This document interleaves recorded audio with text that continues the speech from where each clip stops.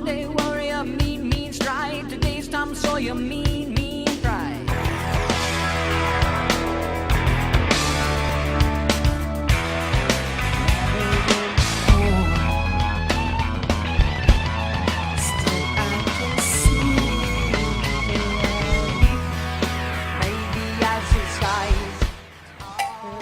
And there will be room tones. There will be room tones.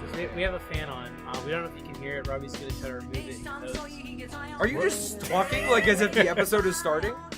Yes. Welcome to another wonderful, bright episode of Lost Ending Explained. I am your host, Robbie. And I am your host, Jay Bearhat. Welcome. Thank you so much for waiting for the next episode. We have been on hiatus, mostly because we have been out of town or been working. Yeah, actually, it was really just like, I think you went out of town, and then I went out of town. And then we had and then different we were schedules both on for a opposite week, schedules for like a week. And then we finally got a chance to sit down and Watch. finally watch the next 3 episodes of Lost. And what a 3 episodes they are. Welcome to this month's episode, the title of which we have decided is Jedi Moment. Okay, is it Jedi Moment? Yeah, Jedi. Okay. Well, I was trying to remember what other ones we had going off of my list. I really think Jedi Moment is probably the best. Yeah, it's pretty good. Otherwise, where's me drugs? Yeah, should we say which, so the episode is called, That Was Like a Jedi Moment, or just Jedi Moment. I like to have just a Jedi Moment. Or Akka, and we could go over some other name ideas that we had for this episode. Music Slut. Music Slut, which is a very good one. Now give me my bloody drugs.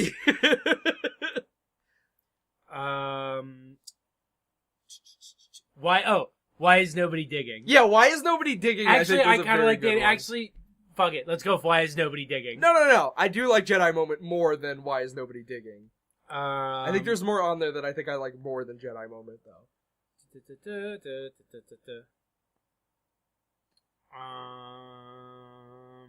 Buy you a ticket into heaven. Yeah, buy you a ticket into heaven. Actually, maybe buy you a ticket into heaven would fit. It's into Jedi our Moment. Jedi Moment. It's Jedi All Moment. right. We're locked in. We're locked in. We can't go back on that now. Oh, you didn't hear about the polar bear? Yeah, you didn't hear about the polar bear. Fuck, and we're locked in on Jedi Moment. You didn't hear about the polar bear. It's really funny though. Yeah. All right. Jedi Moment is the name of this episode. What was the 3 episodes that we watched? So, Jay Bearhat. They are titled "The Moth," which is a metaphor for Charlie's heroin addiction. For the Fly episode of Breaking Bad. Yeah. "Confidence Man," which is a metaphor for how Sawyer is a con man. Is that what con man means? Apparently. Huh. Because that's what Sawyer says. He goes, "I was a confidence man." Oh, like a confidence artist, like you're an artist at lying. Your artist is being confident. Yeah. Because that's really what a con is being confident. Okay. It's like how being a grifter is being a grift. I wouldn't have known that. There's no way I would have known that. And then solitary, Yeah. which is a metaphor for how Sayid locked a woman into solitary confinement and tortured her. And also that we meet a character who has been Solitary. the solitary person. For 16 years. She's been playing solitaire for We meet a 16 few years. new characters this episode who have names. These 3 episodes, yeah, no. So should we just dive right into it? Let's dive into the episode Con Man. First episode, first episode's The Moth. Let's start with the first episode. I'll edit that out. Start with the first episode, Mothman. The Mothman. Mothra 2. Mothra Godzilla. The second I said the next episode's called The Moth, you go, oh, it's gonna be about Charlie and how he feels kind of like a moth. And the first frame is Charlie playing the guitar. And you just fucking start screaming. I'm good at calling these episodes. Kate finds Jack looking at a mugshot. Yes. Looking at her mugshot. And then they have like a little discussion, and she's like, I want to stay on the beach because they think we're going to get rescued. And he's like, we're not going to get rescued. And she's like, I believe we are. And he's like, women. Right? So this episode is very much a cave versus beach episode once again. But there's actually all 3 of the episodes have a lot to do with like Jack and Kate's weird dynamic. Yeah, where they don't actually seem to like each other, but they seem jealous whenever anyone wants to fuck the other one. It's not a love triangle, it is more of a love trapezoid. It's more of like you know, like when a tent collapses? It's like that. It's kind of like that. But this is also primarily the episode where we learn about Charlie's backstory. Yeah, and the way that starts off is Jack is like, Charlie, you're a useless sack of shit. Go take a walk, Yeah. bitch. And then he does. And then he does, and then he literally gets chased by a boar, which he introduces himself to as the guy from Drive Shaft. Yeah. And then Locke is like, ha ha, I used you as bait. That's why I told you to go for a walk. That's all you're good for, Charlie. You're a useless piece of shit. Fuck you, Locke Fuck says. you, Charlie. And then he goes, give me my bloody drugs. Yeah, so that's when Charlie says, give me my bloody drugs. And then we get a flashback, and we discover that at one point in time, Charlie was not being given his bloody drugs. Charlie is in fact a Catholic. Charlie is a Catholic. The first thing we see is he's in confession, and he's like, I fucked a girl, and then I fucked another girl, and except he's like, I had relations with a woman I didn't know, and the priest's like, all right, yeah, come keep on, going, yeah, keep going. And then I had relations with another woman immediately after, and the priest is like, oh yeah. And then he's like, and then I watched the women have relations with each other. The priest is like, oh, what? Ew, no, ew. Bro, no. Ew. Being gay is a sin, he said. Everything else is dope. Everything else, chill. Yeah. And then Charlie goes, no, it's fine. They're bi. And he's like, all right. Okay, then it's fine. And then the priest asks, well, how old are they? So it's revealed that Charlie. We have the great line where he's like, I'm worried that it's me band. I'm in the band Drive Shaft, by the way. Yeah. And the whole episode, he's just constantly dropping. He's like, I'm in a band. It's Drive Shaft. I'm in Drive Shaft. Do you I'm remember in the band Drive Drive Shaft. Shaft? I'm in Drive Shaft. And remember? then when we hear Drive Shaft, it's like, oh, dude, this reason no one remembers. What was the song they were playing? You gotta go. Gotta go. No, that's not it at all. When you gotta go. No, it was like, You gotta you go. need somebody to love. No, Drive Shaft song. Because I feel like I remember hearing it. They did play a song. It's You All Everybody. Yeah, you all, everybody.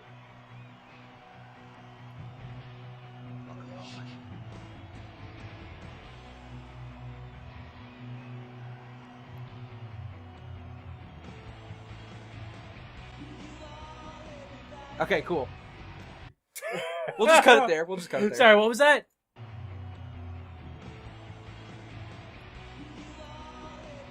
Oh, okay, got it. Oh, I can make this in 144p. Yeah, when was this fucking video uploaded? 2006. Yeah, okay.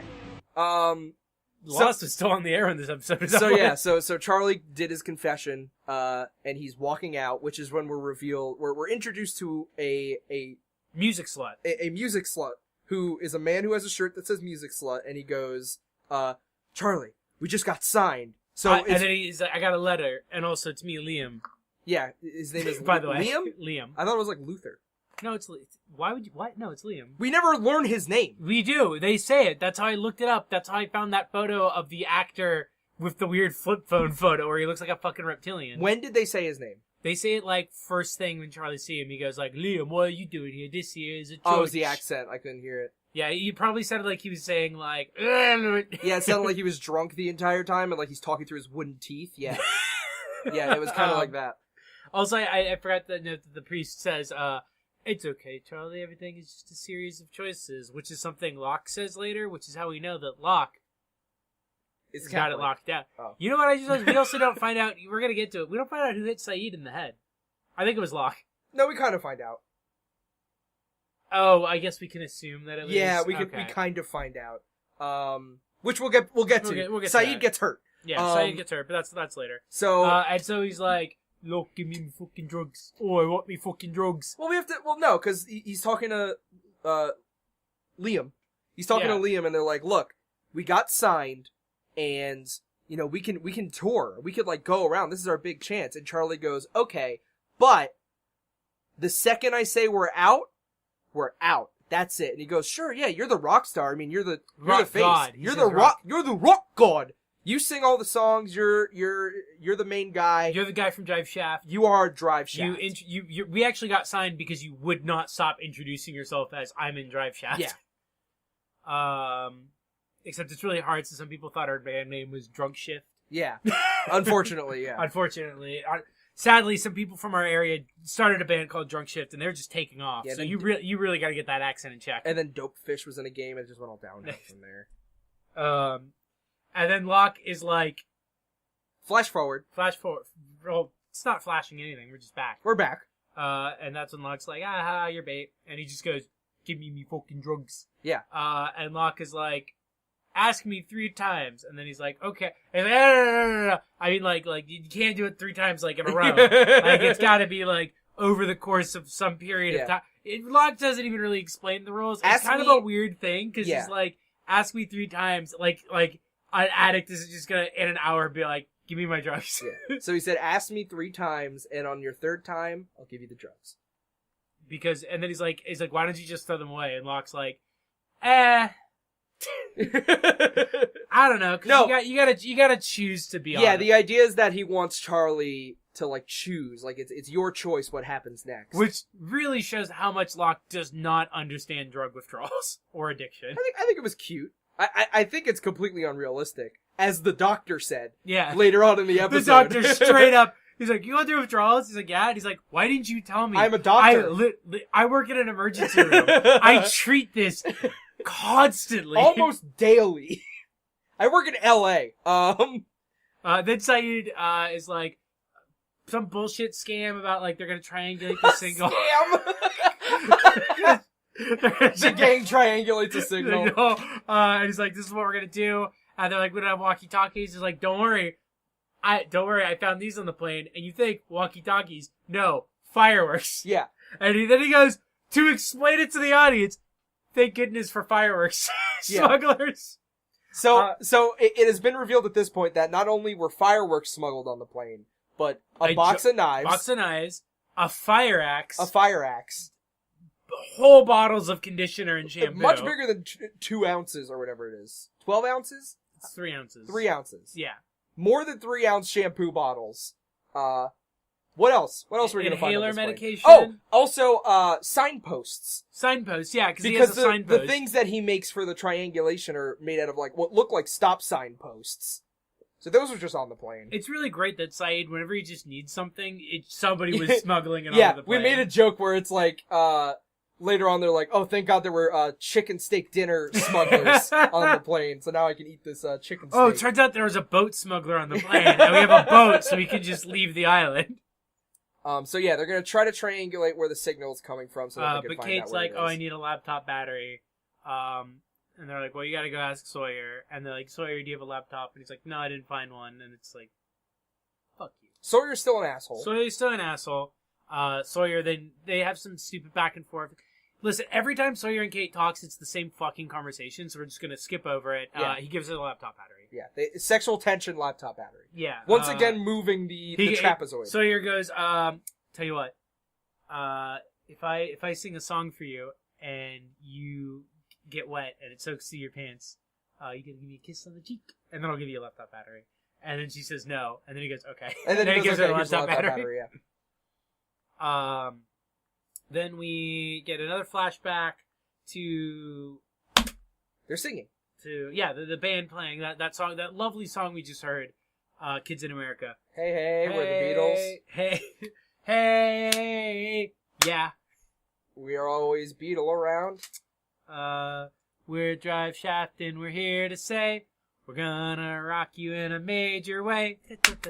And it's there where we find out that, Liam, No, it's not them. Sorry, it's him. It's for some reason him once again saying, "We got signed," because that's when they established that they're brothers. Because they didn't establish it in the previous scene, so Liam just keeps saying, "Listen, little brother. Look, brother, it's gonna be great. We're gonna have so much fun." That's when he has the "We walk away when I say we walk away" conversation. Okay. Yeah, because then they get like really like weirdly touchy. Yeah, they almost kiss. Yeah, they almost kiss a few times. Like he literally like just goes up to him. He's like, "Wait. Before we kiss." And then he leans in. Yeah. That's a ship update. Yeah, ship update. That's the new ship. Charlie and his brother are a greater than Sybil, Yeah. Boone, and Shannon.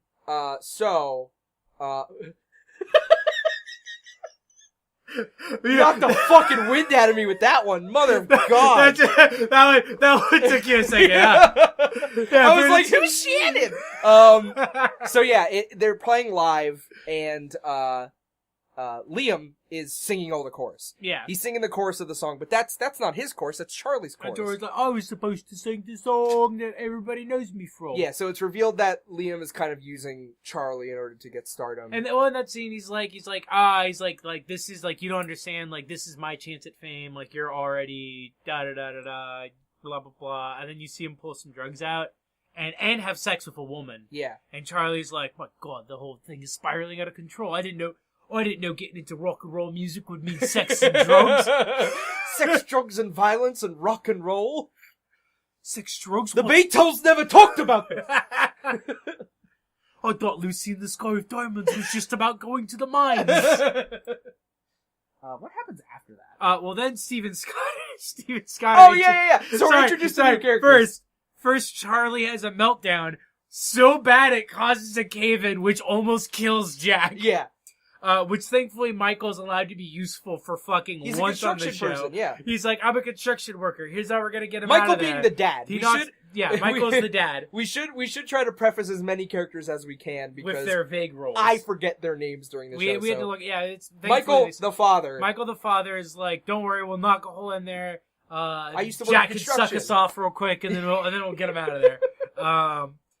So they're digging. And then Steve and Scott are introduced. Yeah. Where we literally rewound the scene to make sure that we weren't just like mass hallucinating it, because it's just out of nowhere. They get to the beach and they go, Scott, right? And the guy next to him goes, I'm Scott. And the other guy goes, I'm Steve. And they're like, great, come with us.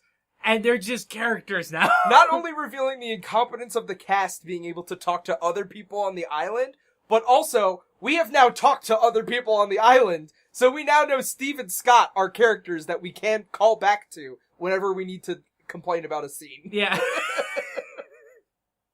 And don't worry, we will. Oh yeah, no, we did that a lot, because like, so shortly after they get the hole, they're like, oh, we gotta get somebody to go in there. And that's when it's revealed, like, you know, like Charlie has his whole thing about his brother doing heroin and how he doesn't feel useful and how he's feeling like getting pushed out of it. So, he's like, we gotta get somebody who can get in there. And they're like, well, we can't send Hurley in. Yeah. They start off with that. And then they're like, who's gonna go in? What's the main character's name that we're talking about? Jack. Not Jack. The other Charlie. one. The useless one. Charlie. Charlie. Thank you. Sorry. I was thinking Sawyer.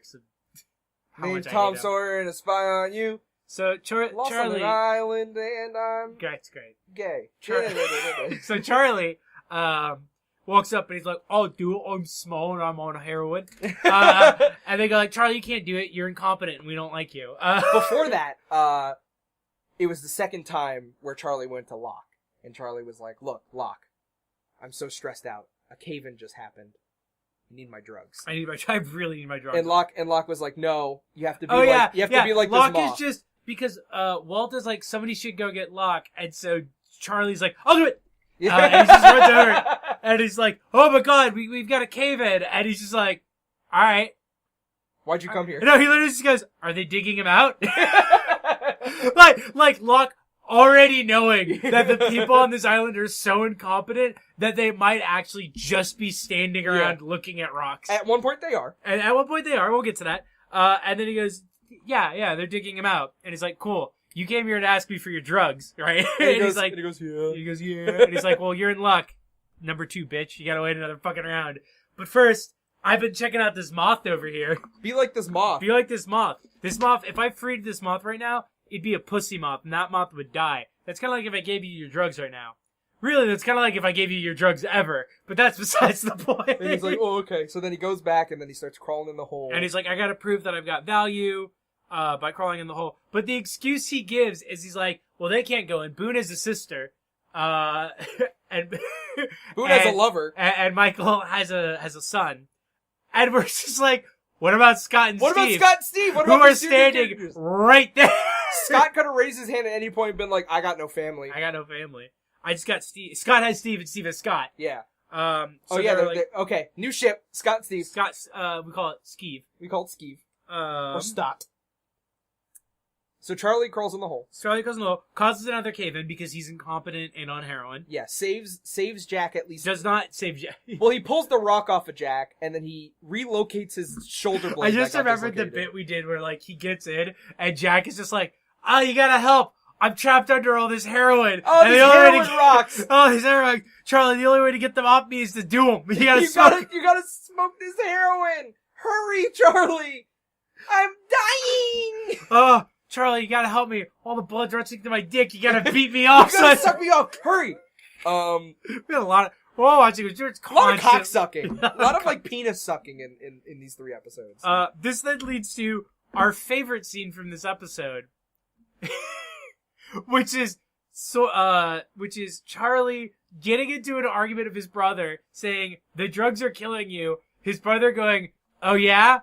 Fuck you. And Charlie getting so sad that he does heroin. The fact that he walks in, he sees his brother with a bunch of women, and he goes, I want out.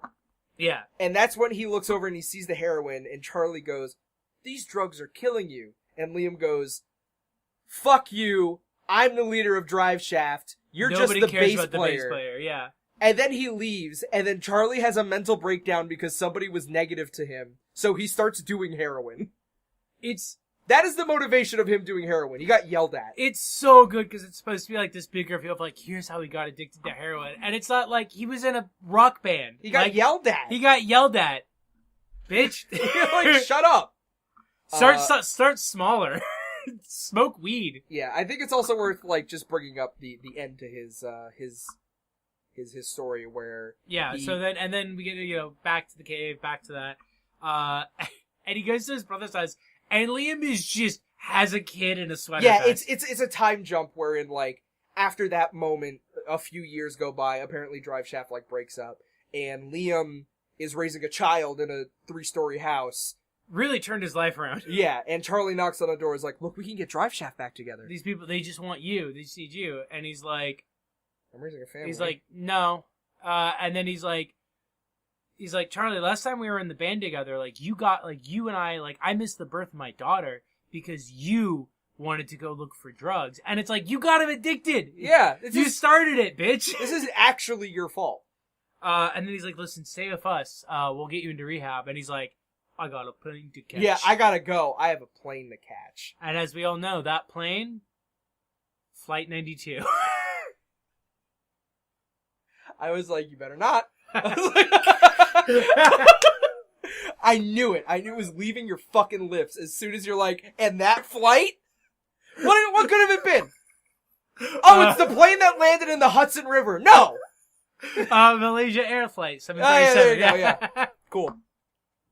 And that flight, Amelia Earhart's plane. And that flight, the movie Airplane. And that flight, the movie Soul Plane. And that flight, the movie Postal.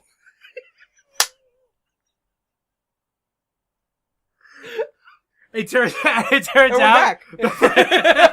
plane he had to catch, Seth MacFarlane. Yeah. So Charlie saves Jack. They dig a hole out of the tunnel. Well, no, because what happens is first Kate. We should reveal that. So Sawyer. Back to the goes and group. he's like, I want to help out. I want to help triangulate. And then she's like, okay. And then he's like, why do you like Jack so much? He's dead in a cave. And she's like, what? And he's like, oh, didn't I tell you? There's been a cave in with, and he's like posing like with Loverboy. Yeah.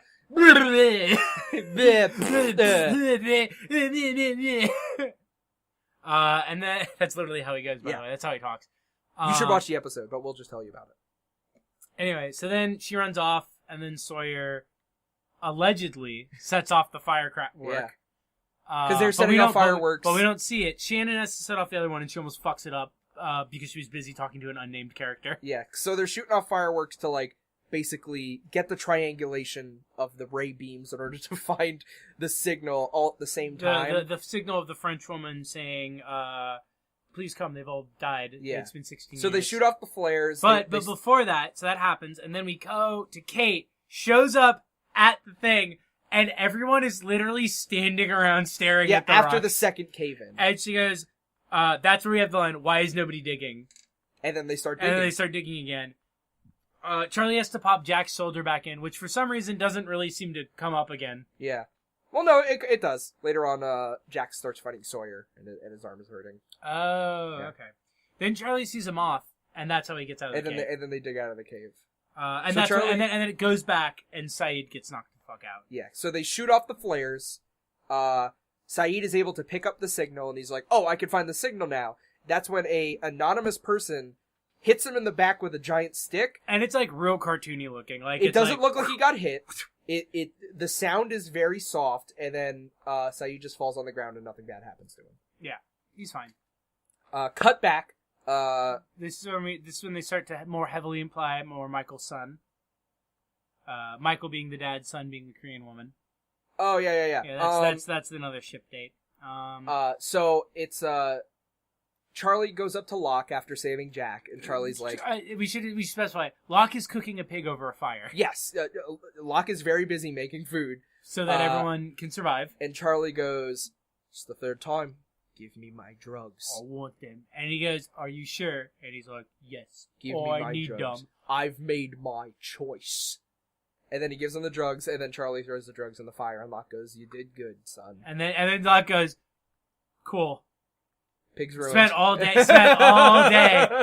day on this. Now It's a heroin pig. Now we can all get high on heroin and get addicted. Isn't that great, Charlie? And Charlie goes, hey. And then Jack goes, oh, I wish you told me that you were in withdrawals, because it's literally like,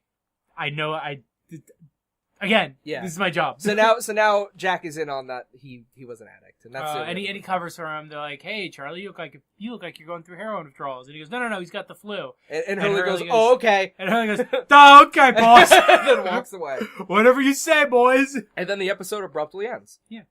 And this leaves us into Confidence Man, which does not open on anything involving Sayid. These next episodes, I feel like we can pretty much Breeze through. because So the first episode opens with Kate bringing back a bushel of unripe bananas, and then Sawyer shows her his dick. yes. This episode is about Sawyer's backstory. Let's just run through it. I don't care about putting it in order. Sawyer's backstory is that his name isn't Sawyer. Yeah, he's been lying that his name is Sawyer. We get these flashbacks of him as a shitty con man, and then we find out that he has a letter in his pocket that says, Dear Mr. Sawyer, you killed me, mommy, and my daddy because you fucked my mom, and then you stole my dad's money, and then my dad killed my mom and himself, and someday I'm going to find you, and I'm going to give you this letter, Mr. Sawyer, and that's all I know is that your name is Sawyer, and I'm really sad, and I'm 8 years old, and I wrote this letter. Yeah, and Kate immediately goes, this is bullshit. Yeah, well, not immediately. She's like, "What? I know you have that letter in your pocket because you're sentimental." Because Sawyer's current conflict is that He's lying. Is that a woman on the island is dying of asthma, and he has her medication. It's implied that he has the medication. And everyone assumes, and he does not dispute that doesn't have her medication, and he won't give it to them for seemingly no reason. Yeah. And then the reason it turns out is that he wants to get tortured. Yeah. And then he wants Kate to kiss him, and then it turns out that he doesn't have it. He never had the asthma. And then she goes, "No, I know what's going on. You want us to be hated because you are Sawyer, but you're not Sawyer. You wrote the letter to Sawyer because on the stamp on the envelope it said 19. You would have been 8 years. It's basically some bullshit. And then it's revealed that he's like, yeah, I wrote this. I never wanted to be like this guy. This guy named Sawyer killed my mom and dad, basically, and then, I ended up in a bad place with money, and I turned into that guy, so I started going by Sawyer. That's my backstory.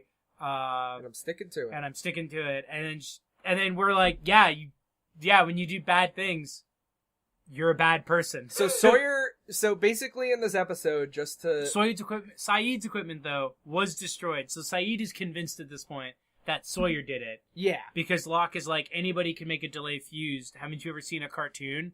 So Sayid is like, I'm gonna torture the shit out of Sawyer. Basically what happens is, Sawyer's backstory is revealed that he is kind of a softie because he cares about kids. He cares about kids, and who are really fucking weird looking. He cares about kids, and he became a con man. Oh shit! Sorry about that.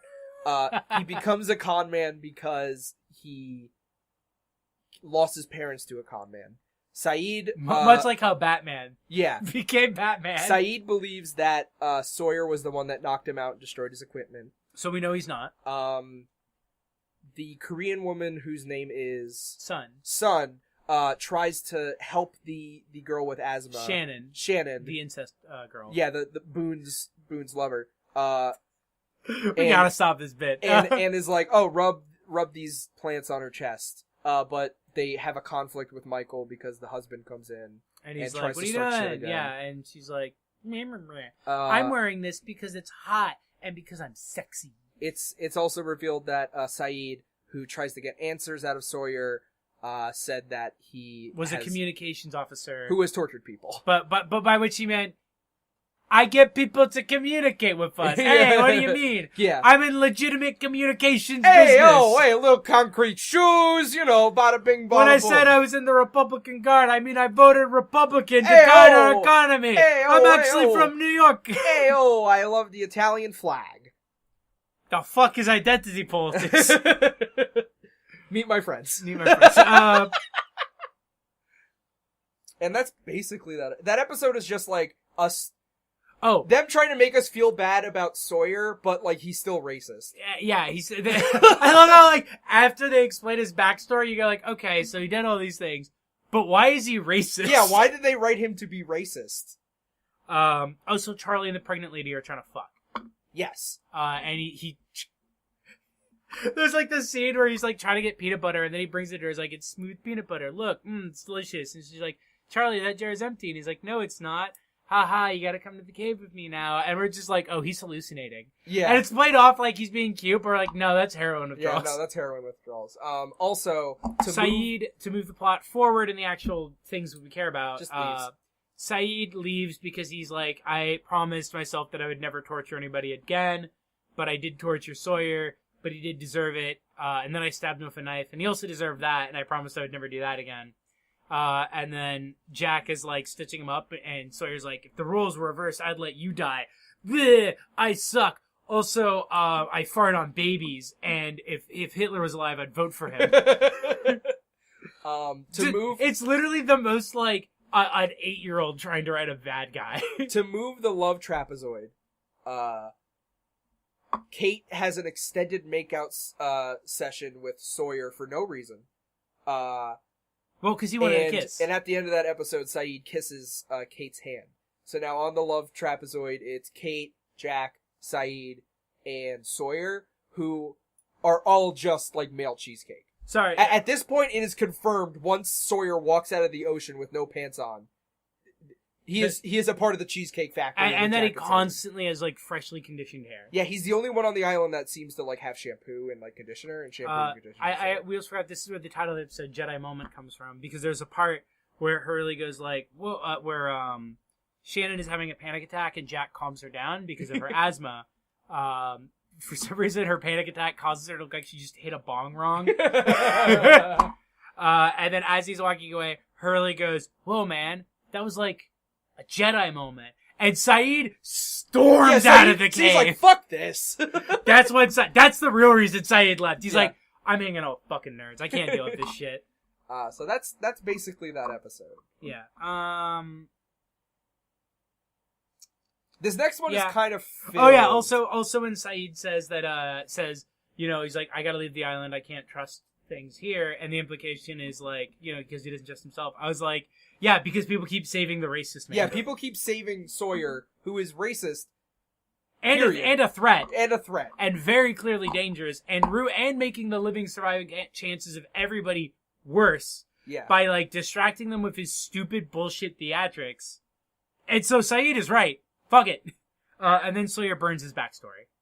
Yeah, basically. No, he doesn't. He puts the lighter up to it, like he's about to burn it, and then he closes it, and then he puts it in his pocket. Because I think that's a part of the island purgatory thing, where it's like you have to give something to the island. He's not ready to give to the island yet. He's not ready to give his backstory. Give his grudge. Give his grudge about being a con man, which turns him into a con man. So what did the person who got sucked into the engine give to the island? They got off the thing. They were like, fuck it. I've been wearing this engagement ring for my ex-wife for 6 years. I gotta understand it's over. Throws it, steps out, immediately sucked into the engine. Nothing. He goes to hell. Oh, okay. Yeah. Much like Sawyer did.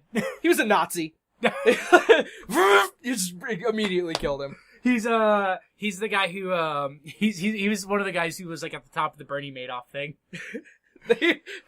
He was catching a transfer flight to Epstein's Island. Jack goes, don't stand near that turbine. And he goes, what is lost? And then he gets chopped up. The woman who drowned seemed really nice. Anti-vaxxer. I can't wait to not vaccinate my kids in the ocean. Oops. I'm just gonna swim to the next island. There's kids there who don't need vaccinations.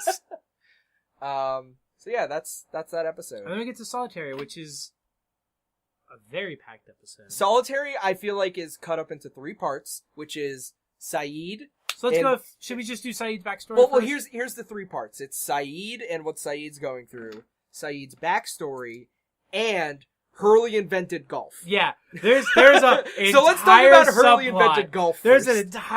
the entire like B plot of this episode is very clearly them just being like, what are we gonna play off of the whole really drier like Iraq Gulf War era torture love like thing that we've got going on in plot A. Hurley found golf clubs. Yeah, Hurley found golf clubs. There's a guy who keeps holes. complaining about his rash. Yeah, a new character Who I'm pretty sure is going to be tying into the mythos to that get down Rosé, with the sickness. Yeah, that Rousseau that we will get to in a second. But basically, Hurley just is like, everyone's pissed off and stressed out. You know what? I invented golf, and then the dad gets really into golf and neglects his son, and then Walt goes to Locke, and Locke teaches him how to throw knives. Yeah. So that's what's happening there. It does. I will be using the thumbnail, which is I believe it's a famous GIF of Hurley and Charlie doing a little golf club. Yeah, dance. doing a little golf club dance. Yeah. With the dancing baby and Mustard Man. Yeah, and Mustard Man will be there. Mustard Man, come on our show. Hey, Mustard Man, if you're listening, come on. Mustard Man meme, if you're out there, come on the show. So yeah, that was a fun little subplot where they play golf. That's also where the you didn't hear about the polar bear thing comes from. Yeah. Because when Hurley is like, man, there's all this shit that's been going on. We got monsters. We got this. We got polar bears. Michael goes, polar bears. And Charlie goes, oh, you didn't hear about the polar bear. I mean, they didn't tell anybody. Yeah. Which is, I think, a really cute, acknowledgement that, oh yeah, there's characters in our main cast who, don't know about everything that's happened on the show. Yeah. So, back to Sayid. Basically, what happened with Sayid is that he finds a wire. He went on his own, and he finds a wire. And the wire is connected to the ocean and into the forest. I forgot. We also forgot one of the titles we were considering was Accidents Happen When You Torture People. Accidents happen when you torture people, which is a line that Sayid says. Yeah. No, it's a line Kate says. Oh, yeah, that's right. He's upset about what happened to Sawyer. And he's like, what happened to Sawyer is an accident. And she goes, accidents happen when you torture people. So Sayid is following this wire into the forest, and he notices a tripwire, meaning that there's somebody out there setting traps. So Sayid gently steps over the tripwire, takes his foot, and gently walks onto the panel that traps him. Sayid gets trapped. He gets knocked out, which it then transfers into his backstory. And they spend a lot of time building up to who caught him for some reason. We find out. I mean, we do find out, but it takes a fucking time to get there. So Sayid is a communications expert, but it's kind of like a slang term, as in he tortures people. Well, I think the implication is that he's promoted from communications expert to good torture guy. Yeah. Because they're like, you're really good at, communications, you're good at making the radio go bleep blurp, but dude, the way you tortured that guy, awesome!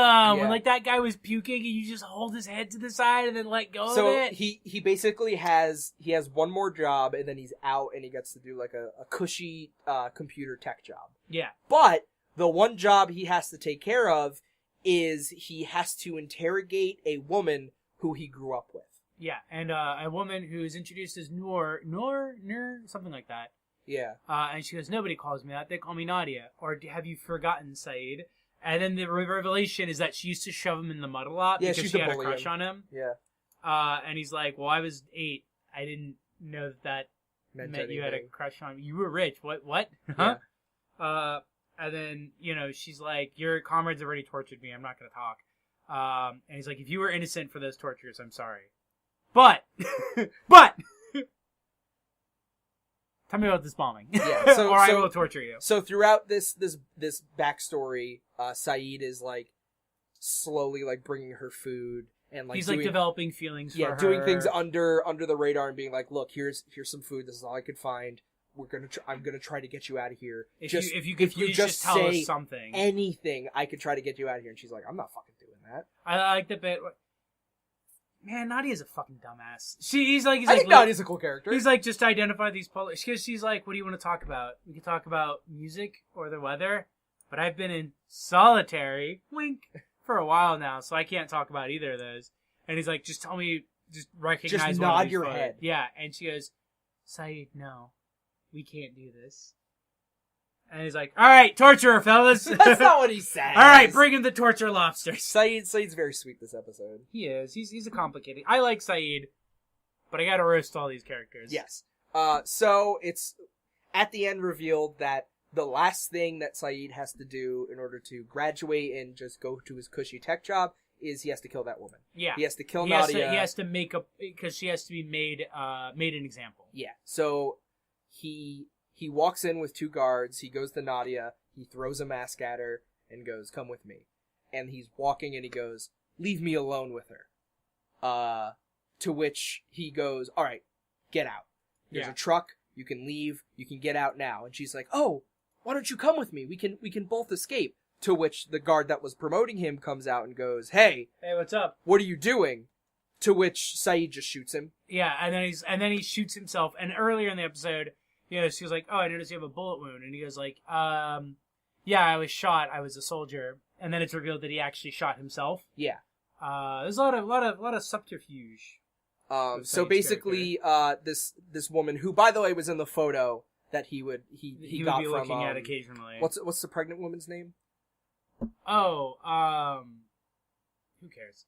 The pregnant woman who gave him the photo when they were looking for burning all the bodies. That photo was Nadia, who he kept onto the photo because she wrote something quickly in it and she gave it to him before she left. To which it is kind of in the middle whether or not she survived or whether she died. He says she died and that it's his fault, so the implication is, but then at the end of the episode we find out that she's probably still alive. He actually doesn't know. Yeah, Yeah. he just doesn't know, and that he has essentially been having to accept the idea that she's probably dead in order to move on. Yeah. But he obviously isn't moving on. Yeah. So that's basically that backstory all wrapped up. Sayid is Speaking of backstories, real quick, I did forget that in this episode they do the thing where they foreshadow Michael's backstory, because he goes, "Oh, you drew the shower?" And he goes like, "Yeah, I used to be an artist." He's like, "I thought you were an architect." He's like, "Why? What? Don't worry about it." Yeah. He's just like, "It's a long story, and I guess you'll have to wait till next week." So yeah. Meanwhile, while all these flashbacks are happening, Sayid gets captured by a woman named Danielle or Daniela. Danielle. I think it's just Danielle. Danielle. Danielle Rousseau, which Who- now makes another character on this island who has a philosopher name. Yeah. Who captures Sayid and keeps asking, "Where is Alex? Where is Alex? Where is Alex?" She's saying in different languages, "Where is Alex?" To which Sayid wakes up and goes, "I don't know who the fuck.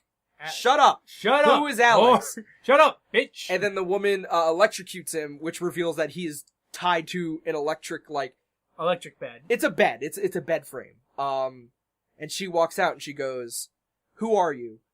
And he goes, I was trying to follow a distress signal. It was a distress signal of a French woman. She seems to think that he is part of some evil that she blames is on the island.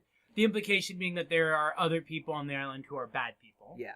And he goes, "I was looking for a transceiver that's been going on for 16 years of a woman who's speaking French and asking to escape." And then she says something in French. To which the woman says what she was saying on the radio, and then says at the end, 16 years. Has it really been that long?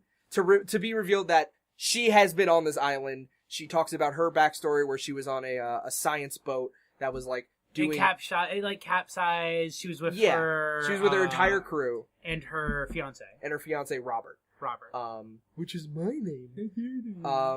So she's keeping him here. She's asking all these questions and being like, "Hey, who are you? Do you work with these people?" And so he's like, "I have no fucking clue who you're talking What about. yeah, he's like, what are you talking What's the about? Black Rock? Who's Robert? At Who's one Alex? point, he's like, oh yeah, she's like, I had to, like, they all had to die, like, they were getting...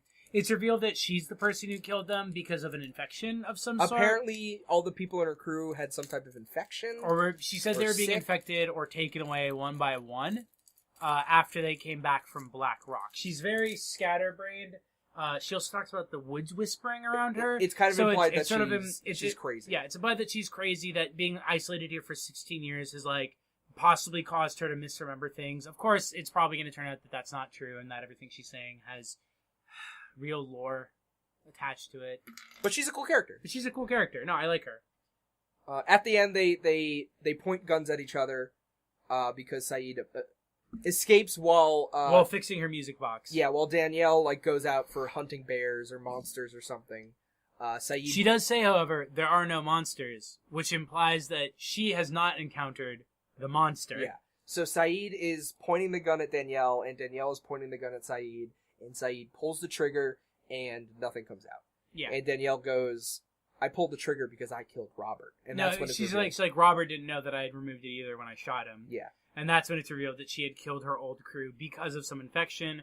As they part ways, he goes, watch them. She goes, watch them closely, the people you're going back to. Which is why I think the guy with the rash is supposed to be like, that's supposed to be an infected. I think we might figure that out at some point. Yeah. But Danielle is now this other survivor on the island who's been here for 16 years. She's the one that put out the distress signal. But now we learned about Black Rock. We learned about another camp of people here. And we learned... we learned about an infection. We learned that there is some sort of organization or something that she has to be afraid of being on the island. Which is convenient because Sayid took like a bunch of maps and paperwork that she had. Yeah, oh yeah, then Sayid steals all her shit. So we'll figure that out next episode. But... Sayid goes out into the woods. Yeah, to get back in touch with everyone. But he starts to hear... The whispers. The whispers that Danielle said. Implying that they do exist and she isn't crazy. Which is... I think out of the 3 episodes... And the whispers he hears are... Oh yeah, turn this up. These are the whispers. These were the whispers in the forest.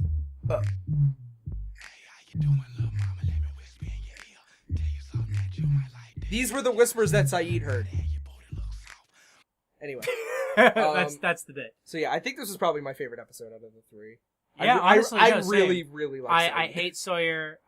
Charlie is a fun character to make fun of, but his backstory was really poorly written. I like golf. Sayid's backstory is the golf is really fun, and Sayid's a fun character. Yeah. I like Sayid's character. I I really wish the rest of the cast was as well written as Sayid is. so based Actually, on I don't even know if Sayid's well written. He's definitely like one of the better acted characters. his story is very believable. You can relate with him very well. All of the actions he did felt just. He's a good guy. He feels like he has despite torturing people. He feels like he has a good balance of like anger and remorse. Yeah. Essentially, He's a Where, like, just person. He feels like when he gets angry and over like frustrated, he has justified reason. He feels like when he's being calm, he's being overly calm. Yeah. Good character. Good character. Yeah, he's a very interesting gray area character. Based on these 3 episodes, J Bear Hat. Yeah. What do you think the ending to Lost is? Oh, they're all dead and they're in purgatory. Oh, you think so? You think Yeah, that's the ending? I think he's in purgatory because he tortured people. Yeah. To quote Barack Obama, we tortured some folks.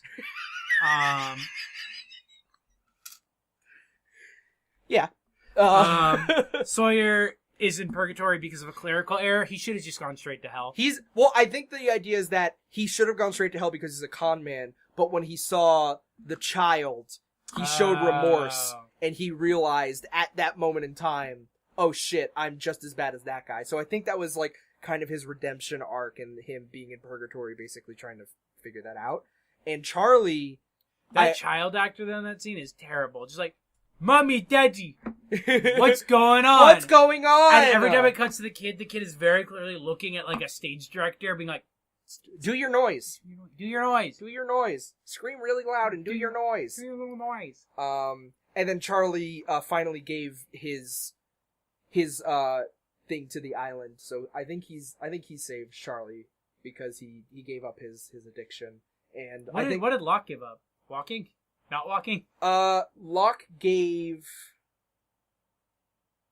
I think he gave something when he witnessed the monster. Because, like, he still witnessed the monster, and he didn't really do anything. Okay. So I think what's going to happen is that Locke is kind of like a shepherd, and he's, like, doing, like, good things for the people so that he can become, like, a good person. And then he made a deal with the island where it's like, you can keep walking, we can protect you, we can make sure that you're fine, you can continue to get food, but you have to give us something in return. Which is why we also meet another character that Locke teaches to go hunting with him. Oh yeah, some dude. Let me look up. I got his name written down here somewhere. So I think Locke is gonna have like some type of deal with the island. I think Charlie is on his way for redemption, and I think the only thing he has to do is get over Liam, which I think he's on the way. He's already on the path of doing. But yeah, I think Locke is Ethan. He looks like a guy from Bratz and Beretta is what I brought up. But yeah, I think that's what's going on so far. Alright. Oh shit. Fuck! Yeah, I think that works. I mean, like, we also have the thing where it's like, we also don't know why Sawyer was on the plane. Yeah, we don't know. We haven't figured out why. We don't know what choice. We don't know what choice Sayid made that put him on the plane. Probably getting out of the country. But he was, out of Australia. He's in Australia because he did more torturing, and he's like, I gotta get out of here. Oh yeah, I guess he went to New York or America for some reason. I don't even know why. But yeah, that was those are those 3 episodes. So 2004. Well, we have a few more things. Okay. The update for the shipping right now is Scott and Steve. That's the top ship. Yeah, Scott, Steve. And we have to do our famous segment of Lost Ending Explained. Is Sawyer dead yet? Is Sawyer dead yet? No. No, but almost. He almost dies. He was very close to dying. He almost dies, and there's honestly it was about like 1 to 3 against keeping him alive. Yeah, we were close. But they save him. They let him live. Is he dead emotionally? Who cares? No, because he comes to play golf with everyone. Honestly, that kind of makes him worse. Yeah, people are just okay with the racist. People are just cool with the racist Like, that guy. kind of makes him worse as just a character, too, because he's like, I feel remorse and I feel bad about things. I'm not going to change my behavior, though. Fuck Sawyer. Please do not spoil when or if Sawyer dies. God, I hope he dies. He should. He should die. He's the only person on the island where I'm like, he deserves it. Our funny Locke moment, though. Oh, it happened right at the beginning of the first episode. Yeah, no, it's him coming out of the bushes like, you make good bait. And then Charlie immediately going, give me my drugs. Also, the second funny Locke moment is when Locke is going around with like a leaf, which is like a feather duster, just like tapping things. And it took us like 3 cuts to realize that he's like doing something to the pig. Yeah, but no, he's just like tapping shit. So those are our funny Locke moments. Is our Sawyer dead yet? That's our ship date. Funny Locke moment. 2004. Any other analysis of this episode we want to give? No, I like Sayid. Sayid's good. Alright then. 2004. We gotta get to the big one. So these episodes aired November 3rd to November 17th of 2004. If this is your first time listening to the podcast, this is where we go over things that happened during these airings of Lost. To sort of contextualize the show. Yeah. Now, in 2004, in November, this little thing happened on November 2nd. So right before the Charlie episode, America really needed Charlie in that time. Because we had the 2004 presidential election. And Bush won. Yeah, he very much won. It really was like, it's weird. I kind of feel like the Democrats maybe, learned something from this one about like, don't run a complete nothing burger candidate against an extremely unpopular incumbent president or an extremely unpopular candidate, because no matter how unpopular, if you run somebody who is absolutely loathsome to a chunk of the population and absolutely uninspiring to the rest of the population, you're not going to run the election. Thankfully, they learned from that, and that's why we had Barack Obama. And unfortunately, they unlearned that. Jay Bearhat, one of my favorite things to do during the recordings of Lost Ending Explained is yell at you for getting political in the podcast. However, I must also follow this up with the fact that during the upcoming weeks, it was... Let me Let me just read what it said on Wikipedia during what happened during this week. An Okay. electronic voting machine in 1B in Franklin County, Ohio recorded 260 votes for John Kerry and 4,552 votes for George W. Bush, though only 638 people voted there. I forgot about the election fraud. Later on during the week, according to a report called "The Effect of Electronic Voting Machines on Change in Support for George Bush in the 2004 Elections," George W. Bush received between 130,000 votes and 260,000 votes faulty in the state of Florida. Weird that he wanted that happened in Florida 2 elections in a row for Bush. Who was governor again? Oh yeah, who was governor during that time? You know, who knows? There's no possible way to know. Something I wanted to bring up: Olympic gold medalist Michael Phelps arrested and charged with driving under the influence. What was the influence? Weed. Oh, okay. Man, Michael Phelps was like a big to do during that time because that was a gold medalist American. Look at this for tiny swimming. photo of libertarian candidate Michael Phelps. Sorry, go on. He's very small. What was your favorite Michael Phelps moment? Was it his face? Was it his serious face? It was his long arms. Was it Wheaties? It's when he had those long arms. Was it when he got charged for doing drugs and it got taken off the Wheaties box? That was really funny, actually. No, I think it'd be that one. And then it reminded me of the edits where it said Wheaties. Yeah. And that's why Wheaties was like, gotta go. Dude. Fuck, that's funny. What's another moment you could bring up, Jay Bear Hat? So related to this, America, we needed something to heal, and then we tuned into Lost, and we got Charlie, and then we were like, maybe next week will be better. Maybe next week will be better. and then we got Sawyer. This is a pretty bleak time. Yeah. Thankfully, Jib Jab came to the fold with second term. Oh my god! I didn't know about this! This came out during that time? This came out because it was after George Bush won the election. Oh yeah. Thank you, Jib Jab. Thank you so much for pulling this up. I was obsessed with Jib Jab.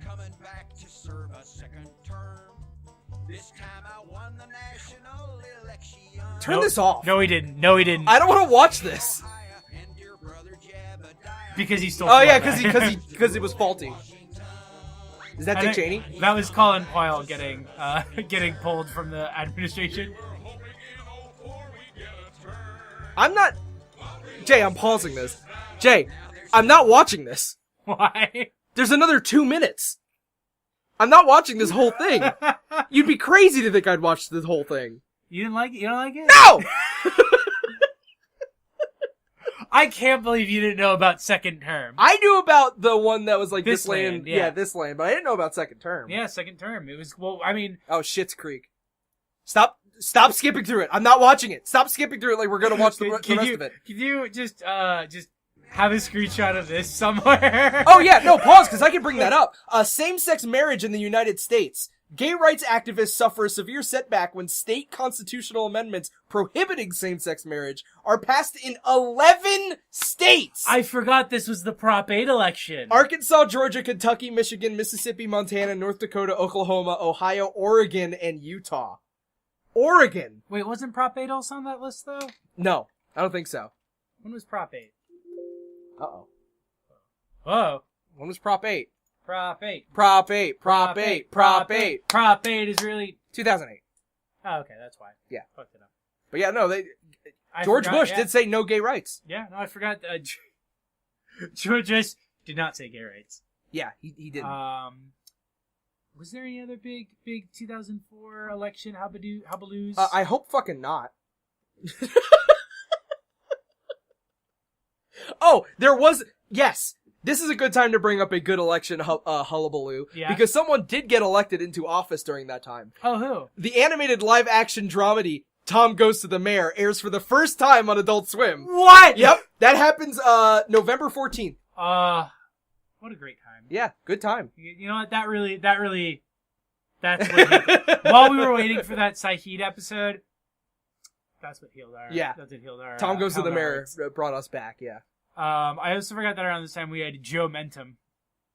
Because of Joe Lieberman. Oh, God. Alright. That ends the political point. Well, and Okay. this leads into... So this is half of our memology. I guess mostly our memology. Actually, we have a lot of memes this time. Yeah, we got So a few let's memes. just use But so this is one of the first memes that came up for some reason for November 2004. These are memes during November 2004. Remember the Jesus Land meme? No, Jay Bear Hat. Jay was like pitching this to me. Jay was like, hey, a big meme during this time was Jesus Land. And I said, what is Jesus Land? And Jay Bear Hat proceeded to not explain it. Jay just points at the screen and goes, this is what Jesus Land is. I know. The exact thing I said was, what was in the New York Times?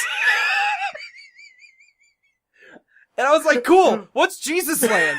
And, where they say a proposed map showing the United States of Canada just above Jesus Land has become an instant internet classic.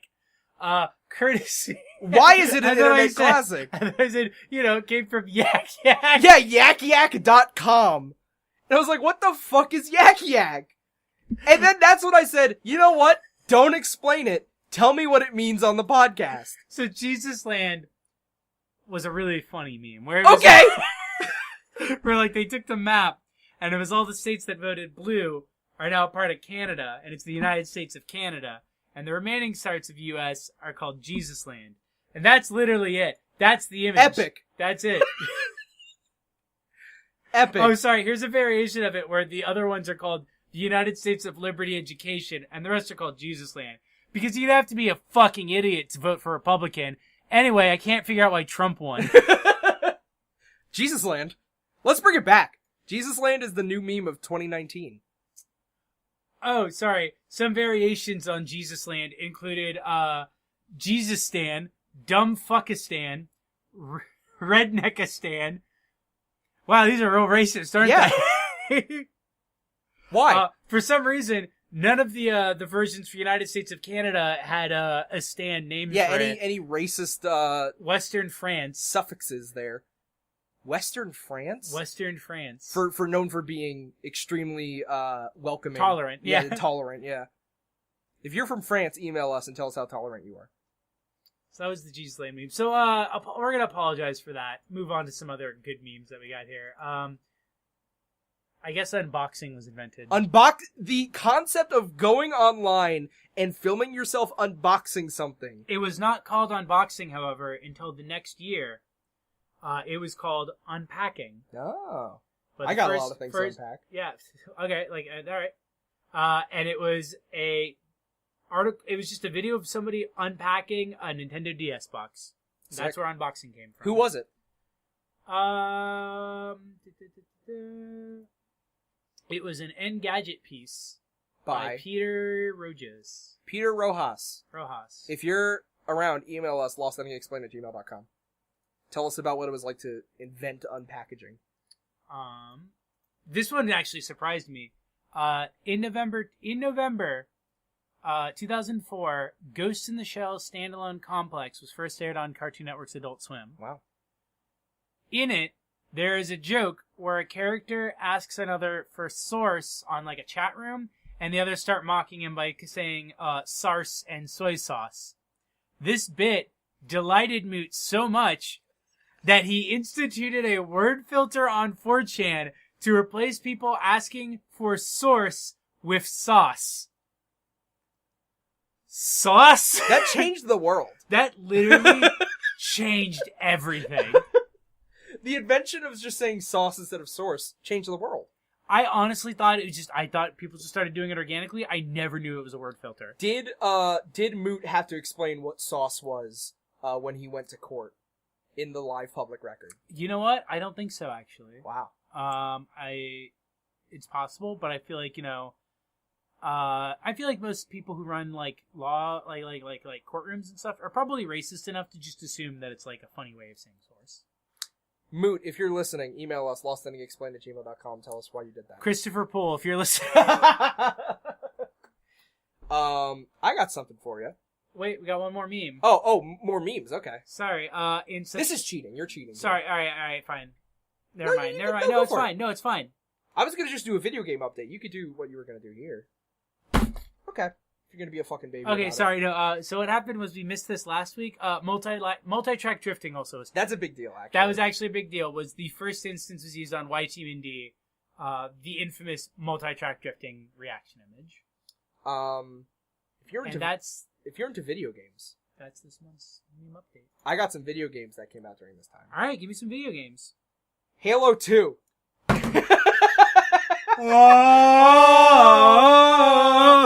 Halo 2, Jack 3. I thought you were saying that like Halo 2 and also Halo 2 Jack 3 came out. Metroid Prime 2 Echoes came out on November 15th. Fuck. Dude, this is the era of game... Dude, This video one, games are so good in the era of GameCube and Xbox. we're about to get even more fucked up, Jay Bear Hat. Dragon Ball Z Budokai 3 came out. On the same day of that, not only did the Fight Club video game come out, not only did Feel the Magic XYXX come out, not only did Vampire the Masquerade Bloodlines come out, Shit. but Half-Life 2 for the PC came out on November 16th, 2004. You know what? That's why that episode was so bad. They were all playing Half-Life. The day following that, Jay Bear Hat, Metal Gear Solid 3 Snake Eater released on PlayStation 2 on November 17th, 2004. Man, they release one good video game a year now. After that, the only other thing that came out on November 21st was the fucking DS! Oh yeah, that's why the unboxing video was made. Yeah. Super Mario 64 DS came out on that day as well as a pack-in title. You know, you look back on it and you just go, it makes sense that America lost that election. Yeah. We're gonna take a quick break real quick. I just gotta go pee. Oh shit. What's that? Oh shit. Oh fuck. How do I turn it off? How do I turn it off? How do I pause it? What's the button to Jay, what's the button to pause? Jay? Jay, what's the button to pause? What's the button to pause this? Jay, what's the button to pause this so that it doesn't play the song anymore? Jay, what's the button to pause the song so it's not picking up on the recording? Spammer Jeremy James, rated the world's 8th most prolific spammer, is convicted on 3 felony charges of sending thousands of junk emails through servers located in Virginia, and is recommended to be sentenced to 9 years imprisonment. His sister is fined $7,500 for similar offenses. Are you done? Oh, okay. I wanted to know how to turn it off. I was just trying to talk over it, so maybe they didn't hear it. What were you reading while you were doing that? Jeremy James. Do you remember Jeremy James? No. He was a guy that went to jail for sending spam emails. Oh. So you can go to jail for sending spam. Good. They should arrest more people for that. I also wanted to bring up on November 8th, Mozilla Firefox launched. Really? Yeah, version 1.0 of Mozilla Firefox was launched on November 8th. Was that the start of us being freed from Internet Explorer? Yeah. Well, probably not, but yeah. Oh yeah, because I guess we had what were some other browsers back then before Mozilla? Netscape. What was the other one? Opera. That's the one I was thinking of. Wait, I don't know if Opera came out during that time. When did Opera come out? But I can tell you what came out. The number one movie in America for 2 weeks. The Incredibles. Didn't we talk about The Incredibles on the last episode? No. Okay. No, impossible. Fun fact. Incredible, actually. The Incredibles broke Finding Nemo's record, $70.3 million, for the highest weekend debut of a non-sequel animated film. Wow. You know what else came out? On November 19th, 2 days after the last episode of the Sayid, people needed something to lift them up. What are they going to go see in theaters? The SpongeBob SquarePants movie. That's a good one. Yeah, no, that's good. Also, in November 10th, Polar Express. What about National Treasure? Didn't that come out? That's that time not, too? no. Next week, next month. Next month. Okay, we'll get that in December. Let's see. What did you think of The Incredibles? I love that movie. I think that movie holds up. I think it's, during that time, there was no, facial character animations that looked like that. They all looked like Toy Story. Oh, yeah, because they actually gave them cartoon faces. Yeah, there was really nothing that looked like it. And it broke ground in animation. Especially, just for animating, stylized characters in 3D that weren't like Buzz Lightyear or, fucking the weird girl from Finding Nemo. Right? No, in Finding Nemo, the girl with the braces. Oh, taps on yeah, the that was glass. horrifying. Like yeah. that, like compare that to like the way that like Elastigirl looks. Yeah, no, I mean, I really wish more cartoons would go for that instead of The Lion King. Yeah, it The broke new out. Lion King. Cool. Another cartoon during this time, on November 19th, the same day as the SpongeBob SquarePants movie, All right. Hi Hi Puffy Amiyumi Really? aired on Cartoon Network. Yep. That makes sense because when I was looking at musical lists, their album was listed, and I was like, huh, interesting. Premieres on Cartoon Network and scores the highest ever Kids 2 to 11 rating and delivery, and the second highest Kids 6 to 11 rating ever for an original series premiere. That's wild considering it wasn't very good. Wasn't that good? It's actually it's actually drawn by perverts. Probably. It released after Teen Titans, so I think that helped it because they did the they did the intro. crossover episode. Well, no, they did the intro. Hi Hi Puffy Amiyumi did the intro Oh, to Teen Titans. right. Didn't they also do a crossover episode? Probably. Who cares? Speaking of music, on November 12th, Eminem's fourth major studio album, Encore. Ooh. That's Just Lose Yourself, and then a bunch of other songs that aren't very good. Just Lose It. Go Fun crazy. fact about that release, though, it was actually released 4 days early because of internet bootleggers. That song and like I think that music video, wasn't that in response to when he got all pissed off at Triumph the Insult Comic Dog at the VMAs? You're just gonna lose yourself. Da, da, da, da, da. Maybe. Let's look No. that up. Oh, that's not the song I'm thinking of. I'm thinking of Just Lose It, which is not Just Lose Yourself. When did Eminem get pissed off at Triumph the Insult Comic Let's Dog? find out.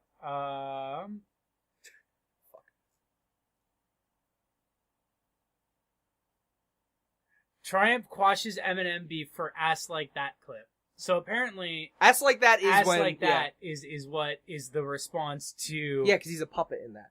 He's the crank. May 12th, 2004. Fuck! Yeah. Alright. Sorry, we That was- can't it talk was about it. Well, it was a single release, but it is off of that album. We'll cut it. Wow, I can't believe he did. I love that it's an R. Kelly / Triumph the Insult Comic Dog baiting. Like he's beefing with a fucking puppet. Stupid. Conan loved it. That was free publicity. Also on November 23rd, because I don't know when the next episode airs in December, right? Because I think I have one more video game update for video games. Yes. On November 23rd, 2004, the most popular and successful MMORPG ever released, Blizzard's World of Warcraft. God, that thing ruined lives. Ruined my life. I didn't even play it. Ruined my life. Fuck you, Blizzard. Honestly, If you were the head writer of Blizzard and wrote Thrall, email us, lostendingexplained@gmail.com. specifically your address. Yeah, so Anyway. we can mail you gum. Gum, yeah. Also, on November 9th, 3 artists dropped their first big greatest hits albums. Can you guess who they were? Britney Spears, Oh, okay. Shania Twain, Okay. NoFX. Oh! All on the same day. All of their greatest hits albums. That's crazy. That was probably a studio thing. It had to have been. It had to have been a studio thing. Yeah, no, I was like looking at it, I was like, why are these all on the same fucking day? Another music thing that happened was ODB. He passed away in He November. OD'd. Yeah, he OD'd. He OD-RAP'd. R.I.P. ODB. I don't know you anymore. You know who else died? Yasser Arafat, the Palestinian Prime Minister? President? I think that's a great segue into my segment. Okay. Robbie's Monday Night Raw update during November. I'm going to be talking about the November 8th, 2004 episode of Monday Night Raw because this is the only episode that matters. Triple H was angry. Randy Orton and Batista wrestled. What the fuck ever. This is the episode where Gene Snitsky pulls out a fake baby in the middle of the stage and starts to berate Lita because Lita and Kane were going to have a baby, but Gene Snitsky pushed Kane onto Lita, making her have a miscarriage. What? To which Gene Snitsky comes on the stage with a fake baby, taunting Lita, saying, "Hey, here's the baby I killed," and then he kicks the baby into the crowd, to which the crowd goes fucking wild. To help me further this point, we have a special guest, Megan. Well, I was just gonna come in and ask, how did Kane and Lita have a baby? Or how did Kane and Lita have a miscarriage? So it was, who was it? Was it, who was going to have the baby with Lita? Was it Christian, or was it... No, Lita was dating Matt Hardy at the time. Okay. Because I know that Lita was having someone's baby, but then it was revealed in a match that it wasn't his baby, it was Kane's baby. Basically, my memory's a little spotty, if I remember correctly, Kane basically held Lita Hostage. Hostage. Yes. And then Lita has is expecting Kane's baby. Yeah, the demon Kane's baby. The demon Kane's baby. To which Gene Snitsky causes a miscarriage. Yes. And then That's really forward thinking, actually. kicks a fake baby into the crowd saying, Lita, this is your baby I killed. But then he said it wasn't his fault. He said it was an accident. It was an accident, but it wasn't. It wasn't his fault. It's not my fault! Cool. J-Bear had just looked up Lost. I just wanted to make sure that Lost did rip this off 4 years later. That's Robbie's Monday Night Raw update. Fuck that episode. Fuck Gene Snitsky. Fuck writing. WWE Monday Night Raw. Go fuck yourself. If you are a main writer, if you are Paul Heyman, please write into Lost Ending Explained. That's my segment. What do you think? Man, sport wrestling was just like that, wasn't it? It was just fucking like that. It was just like that. They would just do shit like that. For fun. For laughs. You know, in today's PC cuck society culture, you couldn't get away with good fucking writing like that. Speaking of good writing, this week's South Park update. Oh yeah, cool. You know, I don't want to do this bit anymore. I don't like South Park. Let's do one episode of South Park. Fine. What was the most influential episode of South Park during this time? While we are having to watch Charlie go through his fucking heroin addiction, Right. South Park is showing us that maybe Walmart is not the problem. It's poor people's problem for being exploited by Walmart. Yeah. And that was their famous episode, Something Walmart This Way Comes. Cool. And there's like a joke at the end where it's like, you know, there's like a literal bit where it's like, the Starbucks sort of like parody, like the coffee family is having their coffee shop shut down because the Starbucks parody is doing too well, and then they're just like, oh, actually, it's good. No, wait, no, that's a different episode. I forgot that they literally did 2 episodes about how it is good when corporations drive small businesses out. They did 2 separate episodes about it. God, fuck that show. They ruined America. I don't think they ruined America. I think I've kind of come to the I've come to the understanding that South Park really just put into words the sociopathy at the heart of America. Okay, all right. And that is why South Park was so popular for so long. Yeah. I'll agree with that. This is the same season, by the way, that they had The Passion of the Jew, if you want to... Cool. All right, great. No emails this week. We forgot to tweet out that we were recording an episode. We forgot to message everybody. But if you would like gum, did you send out the gum? They never sent us their email. They never sent us their mailing addresses. Yeah, they did. You didn't give them to me, so I didn't put them on the mail. Check the fucking inbox. I don't have access to the email. Yeah, you do. Here, I gave it to you. You can mail them out then. What? I don't have the password. All right, I'm gonna email the gum. So if you have any questions or would like gum, because we. Oh, by the way, can I have a stick of I gum? was about to actually ask if you want. I've been looking at it this entire fucking We might recording need to buy session, some more gum. We've been giving out a lot of gum. and I just wanted like a piece so fucking bad. Yeah. Hold on.